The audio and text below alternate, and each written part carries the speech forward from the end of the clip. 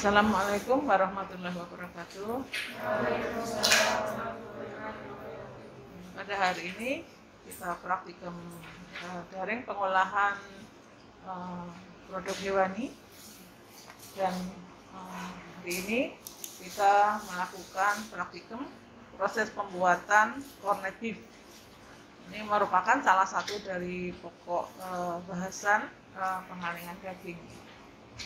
Alokasi waktunya 2 kali 2 jam. Tujuan praktikum pembuatan corned beef ini, yang pertama, mahasiswa diharapkan mampu untuk membuat corned beef dengan baik dan benar. Kemudian yang kedua, mahasiswa diharapkan mampu mengetahui faktor-faktor yang mempengaruhi proses pembuatan corned beef. Kemudian yang ketiga, mahasiswa diharapkan mampu menilai kualitas corned beef yang diproduksi dan dibandingkan dengan produk yang ada di pasaran. Adapun landasan teorinya, corned beef merupakan produk olahan daging semi padat yang merupakan bentuk massa yang kompak dan dibuat dari campuran daging yang dicacah, kemudian kentang, kemudian kaldu daging, serta penambahan bumbu-bumbu seperti bawang merah, bawang putih, garam, merica, dan bahan-bahan kuring yang digunakan untuk meningkatkan cita rasa. Selanjutnya dilanjutkan dengan proses pengalengan. Jadi corned beef ini adalah merupakan produk pengalengan daging. Ada ketentuan dalam menilai kualitas corned beef. Ada aturan. Yang pertama, minimal berat daging yang sudah dimasak atau kandungan daging itu sekitar 35%. Kemudian jika kita menggunakan daging yang masih segar, artinya daging segar, itu 70%. Kemudian kalau kadar airnya sekitar 70%, kandungan lemaknya tidak boleh lebih dari 15%, dan sisanya adalah karbohidrat. Jadi ini adalah aturan atau syarat corned beef. Alat dan bahan yang kita gunakan yaitu pisau, kemudian grinder untuk menggiling daging, baskom plastik, timbangan, kompor, panci, kemudian autoklaf atau retort, kemudian talenan, dandang atau exhausting, exhauster. Bahan yang digunakan adalah bahan daging sapi, kemudian minyak, garam, penyedap rasa, kentang bubuk, atau mungkin juga bisa kentang segar kalau tidak ada kentang bubuk, kemudian merica bubuk, dan bawang bubuk atau bawang segar. Ada beberapa tahapan dalam proses pembuatan corned beef. Yang pertama adalah persiapan bumbu. Nah, bumbu yang digunakan biasanya sudah dalam bentuk halus. Jika digunakan bawang putih yang segar, maka bawang putih dan bawang merah dikupas. Setelah dikupas, kemudian dihaluskan, kemudian ditumis. Atau mungkin bawang putih, bawang merah di blanching. Di blanching itu rebus dalam air mendidih 5 menit. Tujuannya untuk menghilangkan bau langu. Tapi lebih enak ditumis saja. Kemudian ditambahkan merica bubuk. Itu persiapan bumbu. Kemudian untuk kentang, apabila menggunakan kentang yang segar, maka kentang tersebut harus direbus, kemudian dihaluskan. Nah, jika menggunakan tepung kentang, ya, nanti kita menggunakan tepung kentang, maka tepung kentang ini direndam dengan air panas ya, selama sekitar 15 sampai 20 menit ya. Ya. Jadi satu bagian tepung kentang sama dengan 4 bagian air, tapi nanti pemberian airnya sedikit-sedikit aja ya, jangan langsung ditumpah, takutnya nanti lembek. Ya. Kemudian yang ketiga adalah pembuatan kaldu ya, atau beef broth ya. Nah ini tulangan ya, tulangan yang digunakan dicuci bersih, kemudian ditambah sejumlah air, sedikit saja dulu air, direbus sampai mendidih. Kalau ada kotoran langsung dibuang ya. Jadi mendidih pertama gitu, jangan sampai mendidih banyak ya. Mendidih pertama dibuang kan masih kotor. Nah, kemudian setelah itu Anda tambahkan air lagi, ya, direbus sampai mendidih ya. Kemudian disaring, nanti akan menjadi kaldu yang bersih. Ya. Nah ini nanti Anda pertahankan panas pada saat pengisiannya nanti. Buat aja yang banyak, nanti kebutuhannya kaldunya juga banyak. Kalau lebih kan bisa dibuat yang lain. Nah ini prosedur kerja. Prosedur kerja yang pertama adalah daging ya. Ini daging, Anda amati kesegarannya ya. Nah, selalu diamati ya daging, diamati kesegarannya, meliputi warna ya, kemudian penampakan ya, tekstur, kemudian bau ya, tidak usah dirasa masih mentah dagingnya. Kemudian Anda timbang ya, dagingnya ditimbang dulu. Nah setelah ditimbang, kemudian dilakukan kuring ya, dipotong-potong dulu 2 kali 2 cm. Kemudian Anda tambahkan kuring ya. Kuring ini kita menggunakan nitrit. Hati-hati ya, nitrit ini. Nitrit ini karsinogenik. Ya. Kalau kelebihan karsinogenik.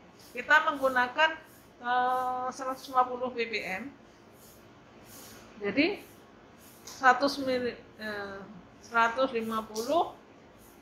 per 1 juta kali berat daging. Berat dagingnya dalam bentuk gram ya, nanti akan ketahuan. Nah, kecil sekali ya, kecil sekali, penggunaannya sedikit. Kemudian bisa dikombinasikan dengan asam askorbat ya, untuk menghindari terbentuknya suatu senyawa nitrosamin ya. Nitrosamin ini tidak boleh terjadi karena bersifat karsinogenik. Kemudian didiamkan 1 jam, kemudian Anda pre-cooking. Pre-cooking kalau di pengolahan nabati namanya blanching. Kalau di pengolahan hewani namanya pre-cooking. Pre-cooking adalah pemanasan pendahuluan. Ya. Nah, ini Anda rebus ya, dagingnya dengan sedikit air saja ya. Anda rebus sampai dagingnya menyusut ya. Nanti ada menyusut sekitar 30% ya, dagingnya menyusut. Tujuannya adalah memang untuk mengeluarkan jaringan yang ada di dalam air, di dalam daging. Setelah di pre-cooking, kemudian Anda grinding ya. Grinding jangan terlalu halus, karena kornetip ini kasar ya, 3/4 inci. Ya. Nah, digrinding pertama saja, ya. Setelah grinding, kemudian Anda simpan, Anda siapkan sebelumnya kentang tadi. Ya. Kalau kentang masih segar berarti Anda rebus dulu, kemudian dihancurkan. Kalau tepung kentang berarti Anda Anda rendam dengan air panas ya, kemudian nanti langsung dicampurkan. Di sisi lain Anda siapkan juga bumbu dan kaldu. Ya. Kaldunya diusahakan nanti pada saat ditambahkan masih dalam kondisi panas. Kemudian setelah semua selesai, daging digiling, kemudian kentang sudah halus atau tepung kentangnya sudah menggumpal ya, kemudian bumbu disediakan, Anda lakukan mixing ya, dicampur semua, kentang, daging, bumbu dicampur jadi satu. Nah, kemudian Anda siapkan pengalengan, kaleng ya, kalengnya dicuci dulu ya, kaleng dicuci, kemudian disteril dengan air panas ya. Nah, dicuci, disteril dengan air panas ya. Seterusnya kemudian dipiling ya, pemasukan ya. Nah, cara memasukkannya, nanti adonan dibuat seperti pasta yang kompak ya. Kemudian yang pertama-tama Anda kasih kaldu dulu di bawahnya ya. Pertama kasih kaldu, kemudian masukkan kornet, adonan kornet ya. Nah, di tengah-tengah Anda masukkan kaldu lagi ya, biar tidak kering di tengah ya. Kemudian Anda masukkan kornet lagi ya. Begitu seterusnya sampai kira-kira dikasih head space ya. Head space itu sekitar setengah sentian ya, setengah senti ruangan kosong ya. Tujuannya nanti untuk memberikan ruang untuk proses pengembangan pada saat pengalengan atau sterilisasi. Kemudian setelah itu masukkan di dalam pada kaldunya harus dalam kondisi panas ya, biar tercipta kondisi vakum. Jadi jangan dingin. Kalau dingin nanti nggak tercipta kondisi vakum. Nah, nanti akan terjadi penggembukan kaleng. Setelah itu Anda lakukan exhausting ya. Exhausting ini dipanaskan, Anda ambil dandang ya, dikasih air, kemudian dimasukkan ya, kalengnya yang sudah berisi daging dimasukkan, kemudian ditutup. Kemudian jangan lupa ditusuk-tusuk, memberi biar udara yang ada di dalam kaleng itu keluar. Karena ini massa yang padat ya, dan itu massanya kompak ya, dia agak susah juga. Jadi Anda tusuk-tusuk bisa menggunakan ujung sendok atau menggunakan lidi ya, bukan lidi kayak tusuk sate gitu ya ini ya. Nah, tujuannya adalah untuk mengeluarkan udara yang ada di dalam kaleng. Nah, setelah exhausting bisa dilakukan sampai kira-kira 15 menit. Setelah itu dilakukan penutupan ya, di simmer ya, menggunakan double simmer ya, ini penutupan menggunakan double simmer sampai sempurna. Setelah penutupan, kaleng dicuci bersih dulu dengan air dingin, direndam dengan air dingin ya. Tujuannya yang pertama untuk menghilangkan lapisan lemak yang ada melekat di dalam kaleng. Yang kedua untuk mengetahui kebocoran kaleng. Karena kalau kalengnya bocor nanti dia akan mesti blukutuk gitu ya, udaranya akan keluar. Nah itu ya.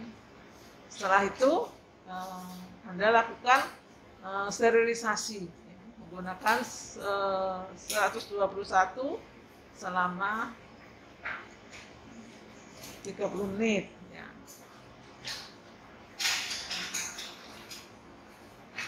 Nah, setelah sterilisasi, kemudian Anda lakukan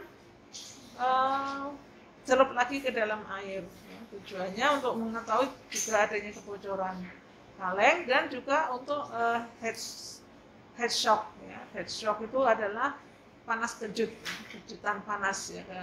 Jadi dari tujuannya untuk apa? Tujuannya untuk membunuh bakteri atau Clostridium botulinum. Jadi dalam proses pengalengan yang indikator ya, performa indikator yang pertama adalah harus tidak boleh ada namanya Clostridium botulinum. Karena apa? Clostridium botulinum ini dia pertama mempunyai spora yang sangat tahan terhadap panas, tahan pada suhu sterilisasi, kemudian pada dalam keadaan anaerob dia akan mengeluarkan toksin botulism. Botulism itu adalah neurotoksin.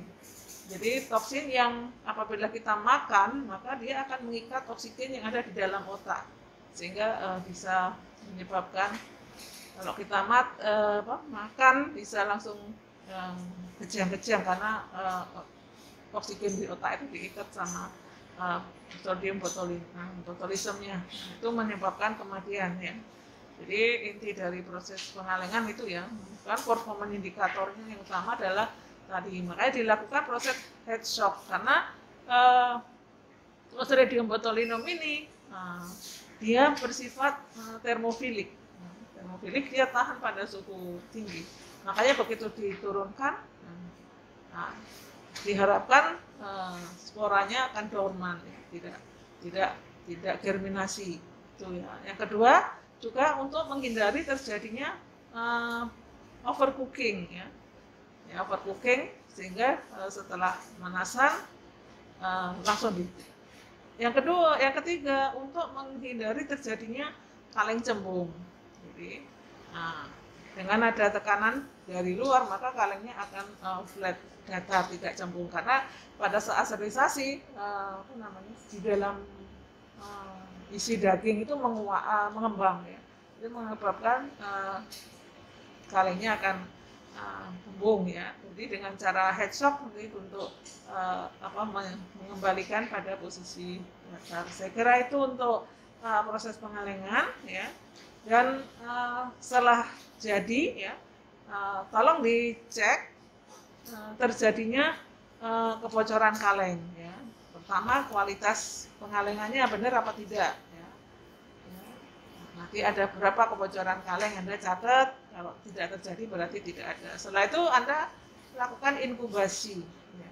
Karena proses pengalengan ini perlu inkubasi ya. Kalau langsung dikalengkan dibuka nanti tidak ada inkubasinya. Ada inkubasi ya, biasanya kalau pengalengannya tidak baik itu dalam waktu 3 hari itu sudah terjadi ledakan artinya di situ ada mikroorganisme yang mengeluarkan gas, kemudian dia akan menekan, kalengnya akan pecah ya, dan apabila dibuka akan menimbulkan bau yang busuk. Jadi Anda lakukan inkubasi, kemudian catat keberhasilan pengalengannya. Setelah itu boleh Anda lakukan uji organoleptik. Di organoleptik Anda bisa sandingkan dengan corned beef yang ada di pasaran ya, meliputi warna, tekstur, kenampakan, dan rasa ya, bau dan rasa. Jadi ini adalah komposisi corned beef ya. Kita menggunakan daging, bisa daging atau daging yang sudah dimasak. Nanti setelah itu kita menggunakan kentang atau tepung kentang, kemudian kaldu, garam, merica bubuk, pala bubuk opsional ini ya, gula, bawang putih, sodium nitrit ya, dan sama kloride. Ini sesuai perlakuannya, nanti diarahkan oleh Bapak Ibu teknisi ya.